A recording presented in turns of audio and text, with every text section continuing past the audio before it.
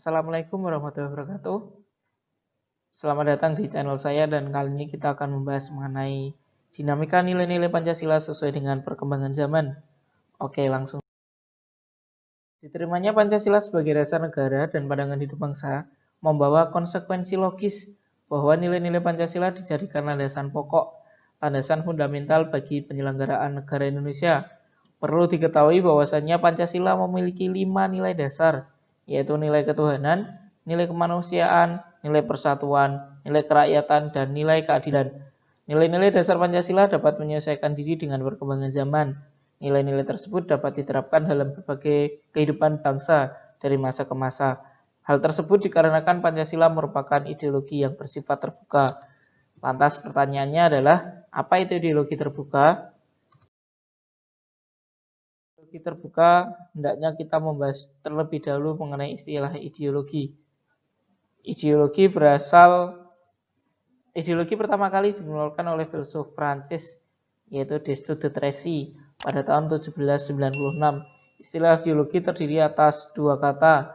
Yang pertama idea yang berarti ide, gagasan, konsep, pengertian dasar ataupun cita-cita, dan logos yang berarti ilmu. Dengan demikian, secara harfiah, ideologi berarti ilmu tentang pengertian-pengertian dasar.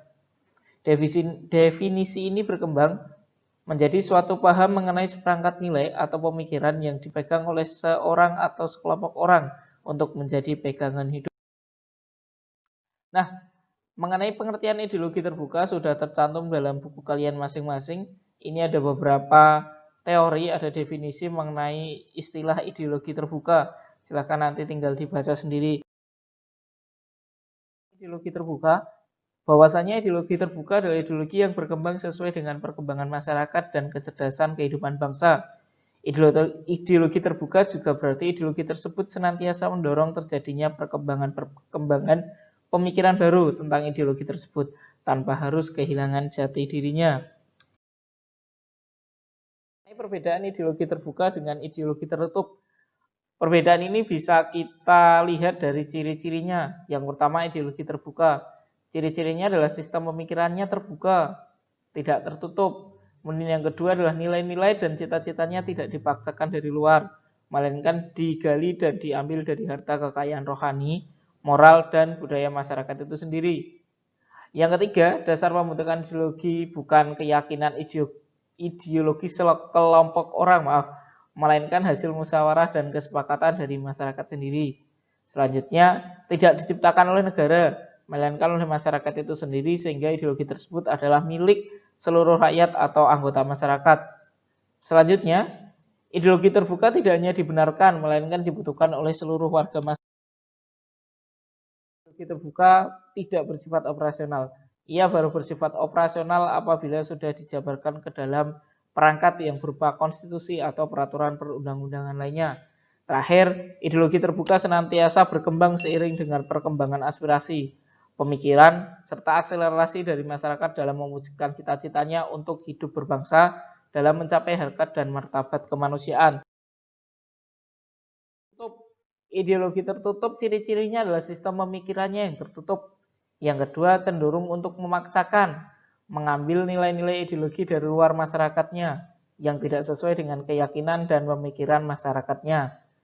Selanjutnya, dasar pembentukan ideologi tertutup adalah cita-cita atau keyakinan ideologis perseorangan atau sekelompok orang. Kemudian, pada dasarnya ideologi tertutup diciptakan oleh negara. Dalam hal ini, penguasa negara yang mutlak harus diikuti oleh seluruh warga masyarakat. Kemudian ideologi tertutup hanya dibutuhkan oleh penguasa untuk melanggengkan kekuasaannya. Kemudian isi dari ideologi terbuka berupa tuntutan-tuntutan konkret dan operasional yang bersifat keras dan wajib ditaati oleh seluruh masyarakat. Kemudian ideologi tertutup juga tertutup terhadap pemikiran-pemikiran baru yang berkembang di masyarakatnya.